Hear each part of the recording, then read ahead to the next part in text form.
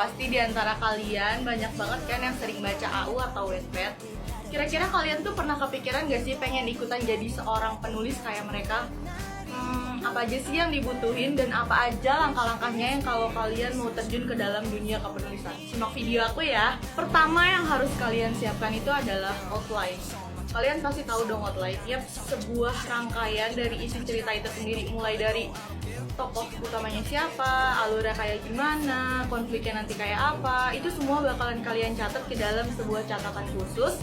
Dan tentunya itu memudahkan kalian buat nulis nih, jadi ide pun lancar aja gitu. Kalau misalnya kalian ada ide ini nih, kalian harus catat, jadi semua ide itu nggak akan hilang gitu aja. Jadi menurut aku sendiri outline itu sangat diperlukan ya guys.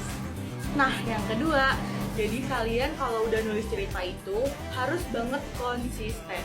Nah, kenapa sih harus konsisten? Pasti kalau kalian upload nih satu chapter itu di dalam sebuah platform, terus kalian tiba-tiba hiatus selama 2 bulan atau sebulan, jangankan selama itu deh, seminggu aja, pasti pembaca tuh bakalan males buat nungguin updatean kalian. Jadi kalau mau tuh kalian harus upload sehari minimal 1 kali cerita. Jadi kayak satu hari 1 bab, besok bab 2, besok lagi bab 3. Jadi harus konsisten dan nggak macet-macet gitu. Nah yang ketiga, terapin deadline. Kenapa sih harus ada deadline? Menurut aku deadline itu sangat penting ya, karena dengan adanya deadline, catatan kita tuh kayak uploadnya tuh langsung kayak terstruktur sesuai dengan waktu yang sudah ditentukan.